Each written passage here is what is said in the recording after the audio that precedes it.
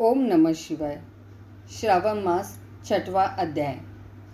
ईश्वर बोले, हे सनत कुमार, सूर्य मेरा नेत्र है, उसका महात्म्य इतना श्रेष्ठ है, तो फिर उमा सहित मेरे नाम वाले उस सोमवार का कहना ही क्या। उसका जो महात्म्य मेरे लिए वर्णन के योग्य है, उसे मैं आपसे कहता हूँ। सोम चंद्रमा का नाम है और यह ब्राह्मणों का राजा है। यज्ञों का साधन भी सोम है।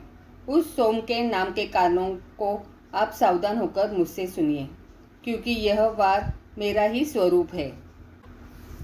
अतः इसे सोम कहा गया है, इसलिए यह समस्त राज्य का प्रदाता तथा श्रेष्ठ है। व्रत करने वाले को यह संपूर्ण राज्य का फल देने वाला है।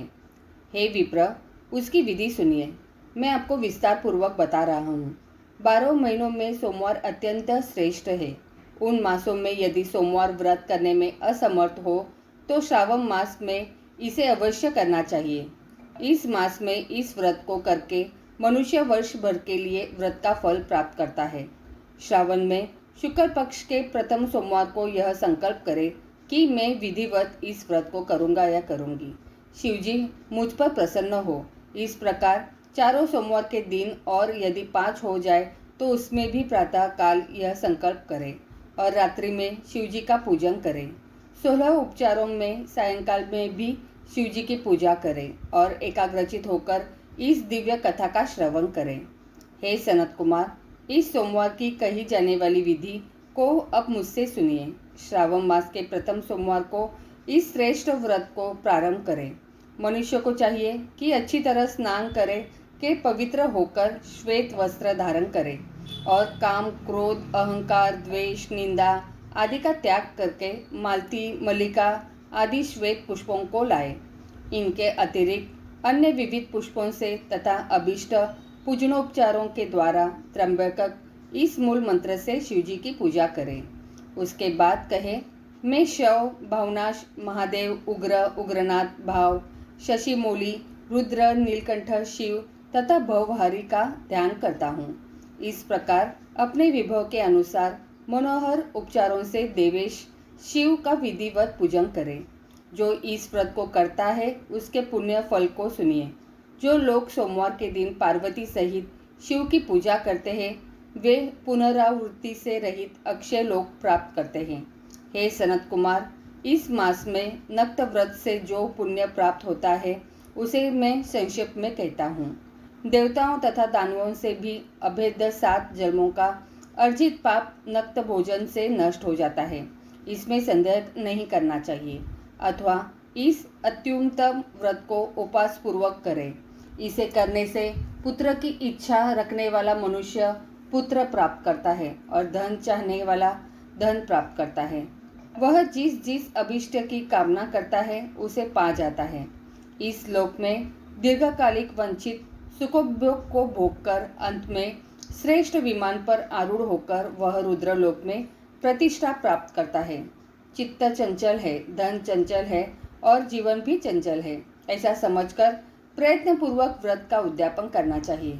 चांदी के वृषभ पर विराजमान सुवर्ण निमित्त शिव तथा पार्वती जी की प्रतिमा अपने सामर्थ्य के अनुसार बनानी चाहिए। इसमें धन की कृपणता नहीं करनी चाहिए। उसके बाद एक दिव्य तथा शुभ लिंग तो भद्र मंडल बनाएं तथा उसमें 2 श्वेत वस्त्रों से युक्त एक घट स्थापित करें। घट के ऊपर तांबे अथवा बांस का बना हुआ पात्र रखें और उसके ऊपर उमा सहित शिव को स्थापित करें। उसके बाद श्रुति, स्मृति तथा पुराणों में कहे गए मंत्रों से शिव की पूजा करें। पुष्पों का मंडप बनाएं तथा उसके ऊपर सुंदर चंदोवा लगाएं। उसमें गीतों तथा बाजों की मधुर ध्वनि के साथ रात में जागरण करें। उसके बाद बुद्धिमान मनुष्य अपने गृह सूत्र में निर्दिष्ट विधान के अनुसार अग्नि स्थापन करें और फिर शव आदि 11 श्रेष्ठ नामों से पलाश की समिधाओं से 108 आहुति प्रदान करें। यह व्रीहि, तिल आदि की आहुति आप्यास्व इस मंत्र से दें और बिल्व पत्रों की आहुति त्र्यंबक अथवा षडाक्षर मंत्र ओम नमः शिवाय से प्रदान करें। उसके बाद स्विष्ट कृत ओम करके पूर्णाहुति देकर आचार्य का पूजन करें और बाद में उन्हें गौ प्रदान करें।